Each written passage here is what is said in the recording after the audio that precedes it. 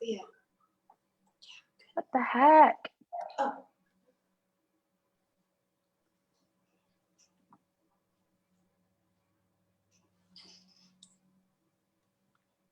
All right, we're on. Oh, good. Okay, we got made it. Yes, sorry guys, we made it. We are Facebook Live, and we had a little, sorry about that, technical difficulties. You know what? It happens to these days.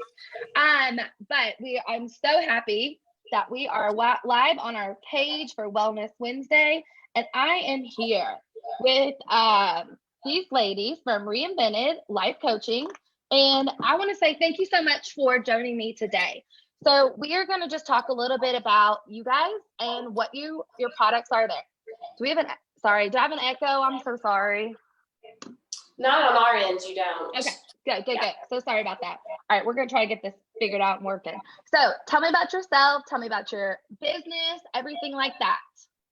All right, thanks, Morgan. So I'm Ray in Mellencamp, and Reinvented has been open for 2 years now. We've been seeing clients regularly for 1 year, and we kind of just brought this vision together because I also run a CrossFit gym. So I see all these athletes come in and they work so hard during their workouts, and they kind of know about nutrition, but they kind of hate their job, and they kind of maybe feel a little bit lost, and maybe relationships aren't so great. So I'm like, we've got to bring this full circle. So did some research. Tiffany, my very best friend of 30 plus years, I'm like, girl, we got to do this together, because I knew where her heart, her passion was too. So we enrolled in school at the same time. A year later, we graduated, and we brought my vision that would not stop haunting me every night when I was sleeping, brought her to life. And now we have Tiffany as a health coach, we have a massage therapist on board, and we have a licensed esthetician. And we're super excited to serve our community of Seymour, Indiana. Wow, that's great. That's what I was going to say. So you're located in Seymour, Indiana, downtown area? Yes. Okay, wonderful. Tiff, you want to tell us about yourself? Sure. I'm Tiffany Bruce, and like Ryan said, we've always talked nutrition and health. Again, something we're very passionate about, just, wanting to help others. We see that they might have a struggle, and we're like, oh, I understand you, I get you. So when this opportunity presented itself, it was just, there really wasn't a question, and it just made sense. And so I, like she said, went on board with her, and we've been seeing clients, and it's great that we're able to do this for our community. And we've got so many other networks in our community that we all kind of help each other out. So it's awesome. So I do health coaching on the side, and want that to become more. And I teach, my full-time job as an instructional coach in an elementary school. So that's about me. Wonderful. And like the health coaching aspect, I think it's such a struggle for most people. They just don't know what they don't know. And so it's so awesome that you guys are providing this service to help educate people about this. So right now it's just such an important time to focus on your health, because you're at home, you got plenty of time. And what are some tricks and tips you guys can tell us about things to do, or what we should be thinking about to stay healthy? Sure, that's a great, I think a great question that we've asked ourselves a lot over these last several weeks. Regardless of what occupation you are or what is going on in your home, we all are feeling it to some degree, and our lives have shifted. So in this today, we just want to share like our top 10 little tips and tricks, and Morgan's actually going to share out, if you'd like it, a little infographic that we have created for you all on this.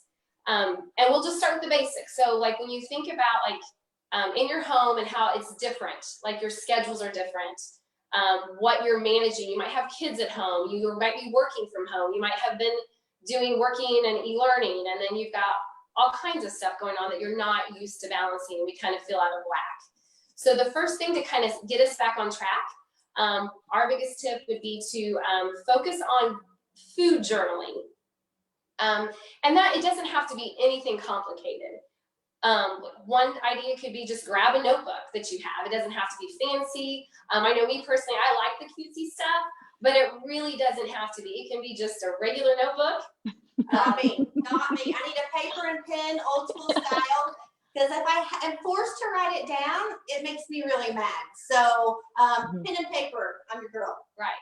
So that, a notebook of any kind, you can find them. Like I said, you can just grab a notebook from home.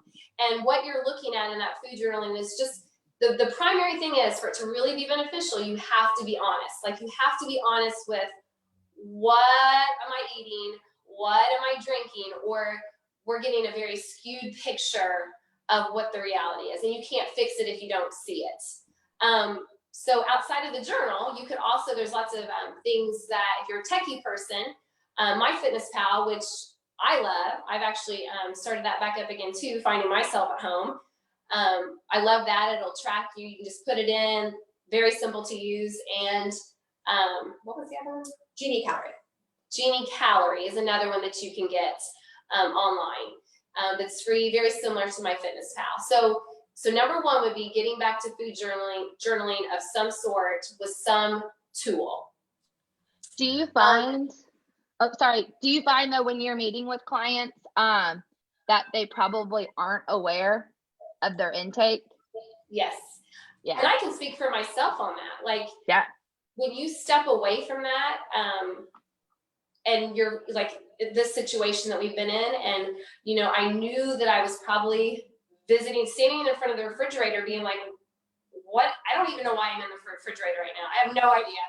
I'm not hungry. We've all been there. We've all been there, right?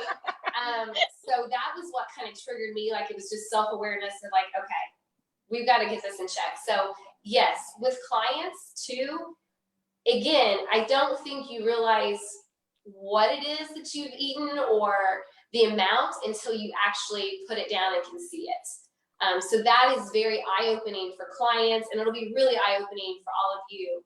Just give it a try, and you know, it takes practice, but you want to just make it a daily thing that you do. Okay, good to know. Our second tip is meal planning. So with that, I think the biggest thing we can say to you with this time, and already the other stresses, is it doesn't need to be complicated. Keep it simple. But the point of it is to know what you're going to have. Because when we don't have something in place, that's when we're in the cupboards, in the refrigerators, going through drive-thrus or pickup right now, and we're not able to make the best choice that we could have. So when you meal plan, you have it written out somewhere visual that you can see it. That could even be in your journal of sorts. And maybe find like some of your favorites.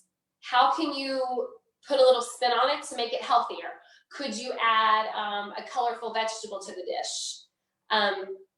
Those type of things. You know, research Pinterest. They've got tons of great recipes.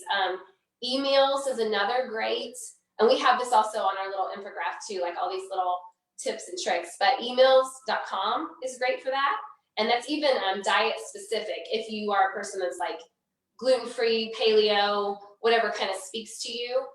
And then the other one is allrecipes.com. They have tons of things that you maybe type in a favorite of yours, and you can kind of see different options of how to prepare it, a little healthier versions. So that is number two, like meal planning, that knowing what you're going to have. That kind of brings me into our third tip, which is meal prepping. They kind of go hand in hand. You know, I think we both have found with clients, I do a really great job meal planning. Like I know what I'm going to have, and I go get it at the grocery store, and guess what? It sits in my refrigerator, and the vegetables and all that are bad because we didn't cut it up, we didn't prep it, we didn't do anything. We've all been there. But I think you have to be really purposeful in this. Like, so again, being that you're at home more than maybe you're used to. A lot of people get focused and stuck on like, maybe Sunday's the day to meal prep. There isn't a right or wrong day. The key and the tip that we want to tell you is what makes sense to you. So right now, it might be that it might be on a Monday afternoon, because maybe that's when you're not in a meeting, maybe you're not helping your kids, maybe that's just a time that's quiet. So you have to stop and just figure out like what makes sense to you. And maybe that meal prepping is just for, I'm meal prepping for Monday and Tuesday, and then I'm going to regroup on Wednesday. So don't get stuck that there's this right way to meal prep. It's just about being prepared. And when we talk about preparations, think about like having vegetables cut up, having those ready to go, having your fruits washed and like strawberries and grapes, having those just washed and in a pretty container that you can see when you open your refrigerator, because we are all drawn to things that look pretty. So when it's displayed and ready for us, we just naturally kind of go to that, and it makes it very easy. Trying to think, and I don't know if there's any. I think just to add to what Tiff's saying, without being so overwhelmed, like, oh my gosh, I have to meal prep 3 meals plus snacks for 7 days.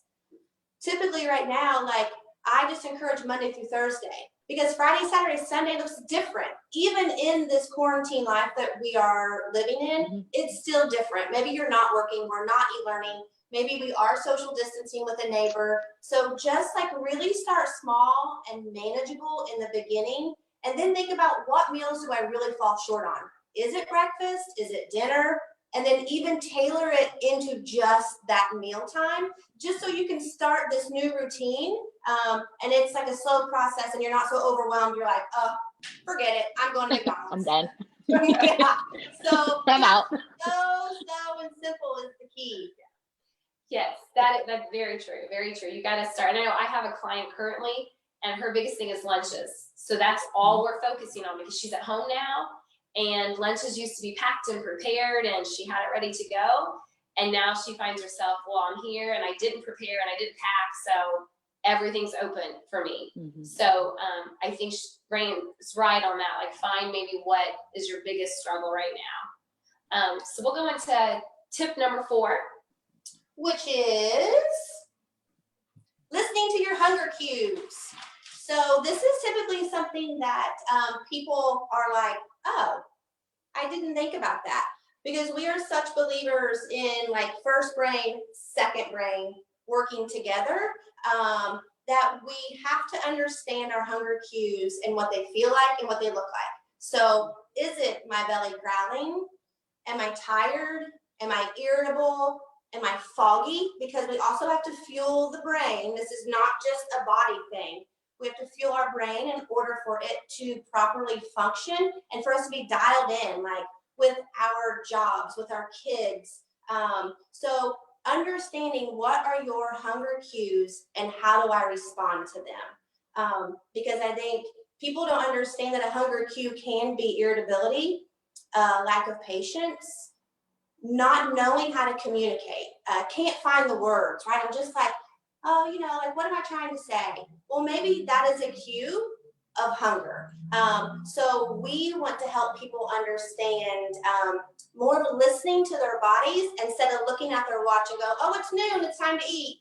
But are you hungry? Like, nobody said this is when we have to eat. Like, let your body tell the story, and then you like become the leader of your nutrition. So really understanding like what your hunger cues are. And then the next part of that is the why. Why are you eating?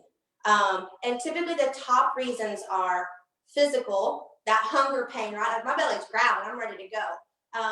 The next thing is going to be emotional. Hello, quarantine 15, it's a thing. You all are like bored, anxiety driven. What is my life? I'm a student, I'm a teacher now. I'm working from home, my business closed. The emotional eating is where I would think everyone is falling into right now. So just recognize it, right? Like, we're not like living in denial world. Recognize why you are eating and what emotion you are trying to like figure out. And then we have to have an alternative theory to that. Like, let's go for a walk, go take a shower, and then like come back and see if you are hungry. And then that third component of why you eat is social. Don't we love girl nights? Like, yes. Let's like get together and we're gonna have pizza and we're gonna have beer and wine, and like it goes to next level. And it's amazing, right? Or like going to your mom and dad's for like a home cooked meal, that emotional tie that we have to food. Yes, recognize that, relish in that. But we really have to understand why we are feeling our bodies, and then just kind of move forward. But the emotional component to that is insanely important right now. Like really stop for a second, just go, do I have any hunger cues showing right now? Am I just bored? Am I sad? Am I happy? Like whatever it is, like you really have to like learn about your body again. That's such good information, because I think we all can sit here and totally relate to this 100%. So that's such I mean, totally guilty right here. Yep. Yes, same for us. You know, when this very first started, it was like, are we going to make it? Business-wise, will we make it? So I had a lot of emotions going, and I had a lot of excuses too to overindulge in many things. So again, it's a reality check of like, are you just like making some BS excuses for yourself to like allow it? Because yep, been there, done that. So yeah, just being real with yourself and going, and but also being like understanding with the situation. Yeah, we are not like drop the hammer on nutrition and mental health. It is being more flexible and easing up on this pandemic that we have no idea how to handle. So it is a very real situation, and we are just wanting to support everyone in education and communication on how we can just like get out alive per se. Yeah. So I think Tiff's gonna like lead us into more of like the movement aspect of our top 10 lists. Yeah. Okay. And I just want to add to Ryan's real quickly, and then she kind of touched on it. I think the biggest thing too, and I too have had to tell myself this, don't be so hard on yourself. You know, at the end of the day, you'll look at the choices that you maybe made, food, whatever it might be, and we can have a really negative mental talk to ourselves that is just as harmful as what you might be eating or drinking. Extend grace. We are all in this together. And just like we tell our clients, one maybe bad day isn't like, well, that's it, I'm done. We pick up the pieces, we recognize what happened, and then we make new again. We start again. And I think that just takes practice too, but that is really important. Don't be so hard on yourself. So yes, I want to get into like the movement side of it. So the first thing is, and it's so simple and so basic, it's just move your body daily for 30 minutes. If it's more, awesome. 30 minutes. We all have 30 minutes that, you know, it could have been scrolling on social media.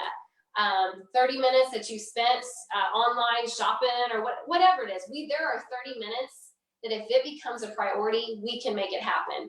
And that movement, don't let it scare you. Find something you love. Maybe it's walking your dog. Maybe it's walking with your spouse or significant other. Maybe it's going on a jog or riding your bike, going on a hike. I mean, there's so many ways to move your body. Do what makes you feel good and you happy, because it also with that brings such a calmness and just a way to like kind of purge some emotions you might be feeling to start your day or end your day, however you wherever you can fit that in. So that is our sixth tip on just move daily. Yep. And then number 7, use what you have. You have tennis shoes to go walking, check. What do you have inside of your house that weighs something? Is it a kid? Is it a dog? Is it cat litter? My husband used a case of beer the other day, my case of beer for thrusters. But that's what we had, right? Like truly, like you can't get equipment anywhere. So look around your house, be creative. Like we are not this standard of movement. So anything that you have to lift properly with, of course, safe, good form, are amazing, and it's fun, and you will never forget this time in your life. And then say we have a snowstorm, you can go, oh cool, I remember when I lifted that case of beer to do deadlifts or thrusters or a press over your head. And when in doubt, if you don't know what movements to do, research it, type it in. I mean, I'm a super supporter of CrossFit, CrossFitSeymour.com, to get like awesome programming ideas. Like that's what we're doing right now for all of our athletes. Like we're programming for at-home workouts that are real. This is what we are really dealing with. And we have provided a short workout on the information sheet that Tiff is referencing. And it's 5 rounds, 5 burpees, 10 air squats, 15 sit-ups, 3, 2, 1, go. Easy, you will sweat. And here's the next thing. These really cool endorphins start to like pop out of your body, and now your mind is a little bit more positive. Now you want to put really good food back in your body because it did really cool things for you for 5 rounds. You're going to drink a little bit more water, and you're going to sleep a ton better, which preps you to be awesome for the next day. I love that. That's all great information. And I loved your little plug, CrossFit. I mean, yeah, you know. I love it. Go check it out. So that's kind of like our movement piece of this. And then we're going to switch over into the scrolling that Tiff was talking about. So I think it's very important to either follow or unfollow social media accounts that do not support your goals or your views. We can be so clouded with perception. So it's real easy. Click it, unfollow, done. And then just search things that you love. Maybe it is crocheting, like, I don't know, maybe it is cooking, anything. Like search that on your social media and start following those pages, because then it is a constant reminder to you of what you're in. So if you're, really trying to dial in your nutrition, like start following those pages that support your dietary needs. And then it's just a constant reminder when you are just like taking a brain break and mindlessly scrolling, it's always there. So anything positive to, I follow several different CrossFit athletes because I love it. And I like to see them move, and they give me good ideas, and it makes me a better coach. So anything that interests you, follow that. And anything that makes you feel like icky inside, unfollow that business. You do not need that negativity in your life. And we have us to take care of, not whoever else it is in the world who's, being the best mom ever. So yeah, that's just a real simple thing you can do that doesn't take any energy at all. Okay, so kind of with that, feel good, trying to get in the right frame of mind, I want to go to our 9th tip, which is alcohol. And this doesn't pertain to everybody, but for many of us it does, and it probably may even looks different now in social distancing and what were the stresses, finance stresses, relationships, so many different things going on. And we're human, and we might find that having those drinks during the day, at night, just brings a calmness. Whatever it is, it doesn't matter. And we're not here to preach or tell you a number, or what we want to give you is just something to think about, to kind of just bring, again, a checkpoint in. So, when you're thinking about alcohol, I recently, and myself included, have a client I'm working with, and we just talked about, okay, what makes sense for you on a number of drinks per day or per week? What is a number that is doable and that we can start kind of working towards? So I encourage you, that's kind of our tip there, to what is that number? Is it like, or is it Monday through Thursday? Whatever that looks like for you, I'm going to limit my number of drinks or limit it altogether. And then the second piece of that we want to encourage you to do, we encourage clients, is when you start this, also take time back in your food journal, reflect on what are you feeling differently, both physically, emotionally, limiting the alcohol. Is it the fogginess that doesn't seem to be there? Are you more eager to get things done, motivated? Do you feel happier? Do you just feel better? And put those down so you can see them, and challenge yourself each week to follow through with that. Again, we're not saying, no to this or no to that, but just find what works for you, because it really can interfere with your goals, with what you set for yourself. And we have enough going on. We don't need something else added to our plate that's taking us away from what we need to be doing. And with that, so if you do limit that, here's some other things, like try to add, can you add more water in place of that? Infused water is awesome. You can get tons of great recipes on Pinterest. They have those really nice infused water bottles. That's really helpful for some people. Maybe you're a tea person. So there's tons of great teas out there. I know in our town, we just have a new healthy zone that opened up, and they've got all kinds of different type of herbal teas. So that's stuff that you can also probably order off of Amazon. But that's another great thing. And just smoothies, that could be another option. When you're feeling that, maybe you just make a smoothie. Like I absolutely love, my go-to is, I save a little bit of my coffee in the morning, and I have decaf coffee, by the way, but it still hits the spot for me.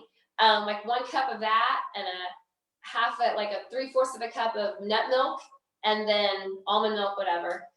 Put it in a blender with a banana and blend it up, and you've got this little coffee, kind of rejuvenates you. It's icy. You can put some extra ice in it. So find what you like.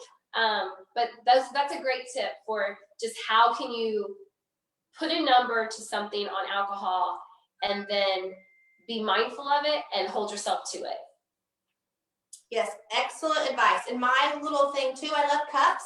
I have like a beer cup, a wine cup, a coffee cup, right? I'm like into that. So now I have to get a different cup, like my tea cup, my smoothie cup, because I'm visual. So visually, I have to like understand what that cup is for. And it just makes it fun, and who doesn't love big lots? So tip number 10, our final one, is creating habits, right? If this isn't like 1 through 10 right here, creating new habits, whether big or small, pick one that's manageable. And we know that it takes 21 days to create a habit. So do not give up on yourself. Try again, pick one thing. Is it, okay, I'm really going to not drink Monday through Thursday. I'm really not going to have that cinnamon roll that I know is in my refrigerator because I know that it hurts my stomach. Our big thing too is there are no bad foods in this world. The only bad foods are ones that are moldy, spoiled, or make you physically ill. That is it. Those white taters that get hated on all the time, it's okay. We love them. It is a good food. But if it makes your belly hurt or your eyes puffy, then it's not a good food for you. So we just want to pick certain things that are kind of hanging over your head. We're I really should not have caffeine past noon because I can't sleep at night. Not having good sleep schedules will wreck your life the next day. And we all know it. We're grumpy, grouchy. And then we're finding energy through food. It is a cycle of madness. So pick one thing and let's make that new habit in your everyday life. You're not going to be perfect. It's not going to be successful every day. And that is totally fine. We're going to start again tomorrow. This is all so much good information. And if anybody has questions or anything, just comment below. I've got kind of them going up over here. I am on a little bit of a delay. But I mean, everything that you just touched on, it's we need to hear that stuff and you need to put it in place. And it's just more about just the awareness, being aware of this. And if anyone's struggling in these areas, which I think we all kind of are probably a little bit more now than normal, these ladies are here. You guys offer services, coaching services, correct? Do you guys want to tell them a little bit about what that looks like? Sure. So we have several programs that you can pick from. I know personally I work with a lot of my CrossFit athletes on nutrition only because, maybe they feel like the rest of their life is pretty okay. And then we also offer 3-month programs for people who maybe they've transitioned to a new job. Maybe they've transitioned to a new relationship, being a new parent. They just moved here. But all aspects of health coaching, which is fitness, nutrition, relationships, spirituality, careers, and relationships, if one of those are off, everything is off. So it really depends on what the client's goals are. The ultimate program is our 6-month program.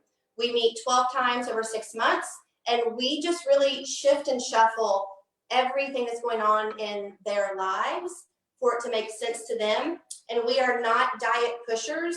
We are very much figuring out what works for you, because we are all so different.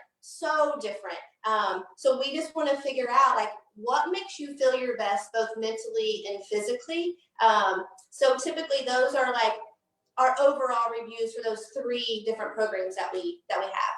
Yeah, that's great information. And I guess I would assume because of the quarantine and stay-at-home orders, you're doing probably a lot of these Zoom meetings and FaceTimes and yeah. That's what I was going to add to that. So yes, we found ourselves, we've had clients in the past where that had to be the option, but we definitely dug a lot deeper during this time because that is our only way to connect with our clients right now. So even if you are not here locally, please reach out to us if something spoke to you today because we are here to help, and we definitely have all the ways that we can figure out a program that works for you and be able to connect on a regular basis. So that's definitely an option that we do.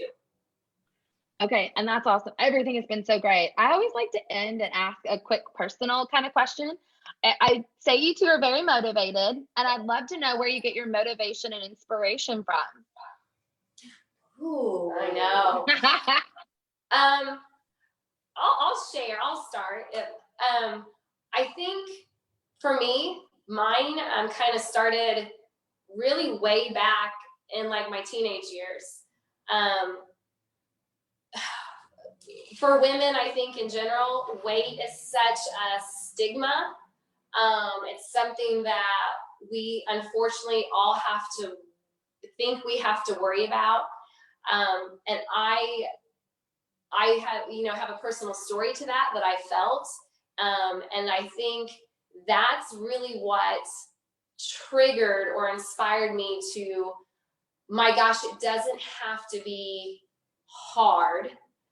It's not necessarily easy all the time, but if I can help somebody understand that how they look, what they eat is okay. It's just about being the healthiest that you can be. That's what really just fires me up because I just love to talk to people about it. And you can see it, they want that and they want to know it's okay. And if I or we are that one person, that one voice that can be with them and give them that courage and strength to take that leap, that's what it is for me. Absolutely. So kind of the same thing for me. I am all woman on board, let's rally and conquer the world, right? So for me, the motivation is just that. I don't want any woman to ever feel less than because of their pant size, the number on the scale, or some dumb comment someone said to them. So I always want to be that driving force to build confidence, self-esteem, and just be able to walk into a room and just be yeah, I'm okay with who I am in this very skin that covers my body. So that's my biggest motivator to do what I do personally. It just makes me feel good, right? I want to respect my body. I want it to work hard for me. I want to live a long time for my boys. So that's the underline, but for me, it's all about girl power. You guys have been so motivating, and I know everybody watching this is going to feel the same way. I actually feel like I should get up and move. and watch my calorie intake of my alcoholic beverages. But this is just, I want to thank you so much for taking the time to go Facebook Live. This was your all's first Facebook Live, and I think you nailed it. I was and we will drop the graphic below on the comments. Also, if anybody felt motivated by this and felt the work, share this, get this out for everybody. And we'll also link the girls' pages below. And do you guys care if I tag you in it too, so they can reach out on Facebook as well? That's great. Yeah. Awesome. Okay. All right. Well, I appreciate you guys taking the time. You have gone over so much information, and I will talk to you guys. Maybe we will be doing this again soon. Yes, thank you, Morgan. Bye. Okay. Bye. See ya. Bye.